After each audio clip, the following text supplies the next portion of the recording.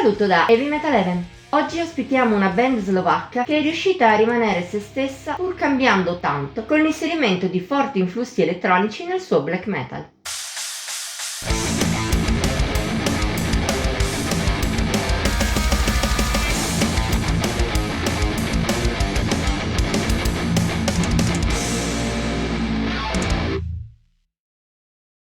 Cambiare in maniera radicale, rimanendo però se stessi. È possibile? Il buon senso suggerirebbe di no, ma seppur arduo, far qualcosa del genere è possibile, come dimostrano gli Obshar.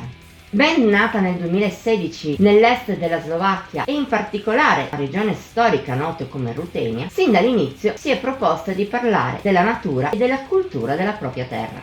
Qualcosa che il gruppo ha fatto in una maniera non lontana da quella che ci si aspetterebbe. Da un lato, quello suonato nei 3 full length pubblicati da Rune del 2018 a oggi era un black metal pagano dalle influenze folk e sinfoniche che contribuivano alla sua epicità. Dall'altro c'erano eleganza e gusto che non si trovano sempre nel genere. Tuttavia, gli Obshar hanno deciso di cambiare del tutto strada quando, lo scorso 6 giugno, hanno pubblicato Vrabsti Mrzotnika. Primo EP per gli slovacchi, li vede cimentarsi con un genere distantissimo dalle sonorità ricercate di Propanchnik, uscito neppure un anno prima. Il black metal è ancora presente, ma il lato più folk nel senso stretto del termine è andato a perdersi. Nell'EP viene sostituito da prepotenti sonorità elettroniche che strizzano l'occhio alla musica dance e ogni tanto anche all'industrial. Eppure, come già detto, nonostante questa svolta radicale, il gruppo non ha perso la sua anima. Forse c'è meno eleganza e più tamarragine, ma la prima non è sparita come le atmosfere profonde sentite in passato.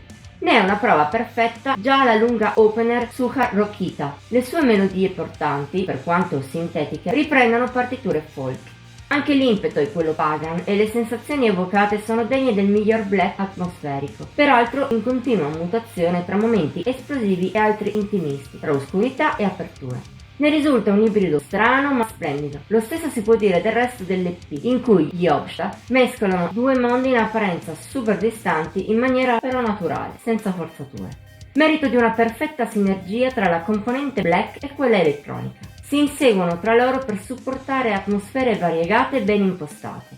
Vanno dalla calma del folk più aperto all'oscurità tipica del black, passando per una forte profondità emotiva e per qualche venatura epica del pagan passato, ma senza lasciare da parte a tratti la natura più leggera e divertente, tipica della musica elettronica.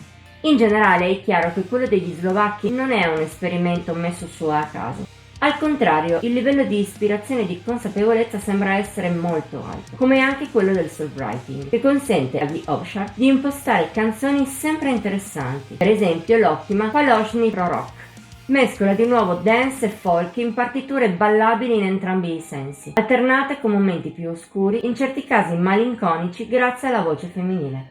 Ancor meglio fa Slipavira. Nei suoi 6 minuti e mezzo alterna momenti oscuri, preoccupati, sghembi, aperture di cupezze industrial e momenti dedicati ai synth, il cui apice è però in ritornelli trionfali, molto incisivi.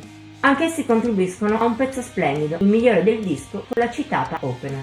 Al di là di alcune sbavature di dettagli migliorabili, ci sta, visto che è il primo esperimento del gruppo in queste sonorità, Vrabsti Mrzotnika è un EP intrattenente e di alto livello. Lascia un unico dubbio: è un esperimento estemporaneo oppure la base per uno spostamento definitivo di sonorità da parte degli Obshar?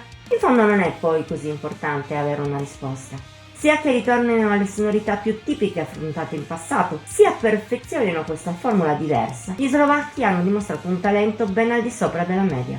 Qualsiasi cosa produrranno in futuro, insomma, siamo sicuri sarà di alto livello e che sarà presente l'anima che il gruppo ha dimostrato, sia con le vecchie sonorità, sia con le nuove. Un'anima che non è qualcosa da poco nel mondo del metal odierno. Voto di Heavy Metal Heaven 73 sul massimo di 80 per gli EP.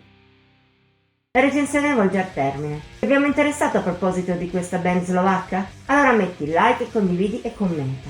Ti invitiamo inoltre a iscriverti al nostro canale e ad attivare la campanella degli avvisi per rimanere sempre al passo con i video che pubblichiamo ogni settimana. Infine siamo anche su Instagram, Facebook e Pinterest. Al solito i link sono in descrizione. Ci vediamo la prossima volta!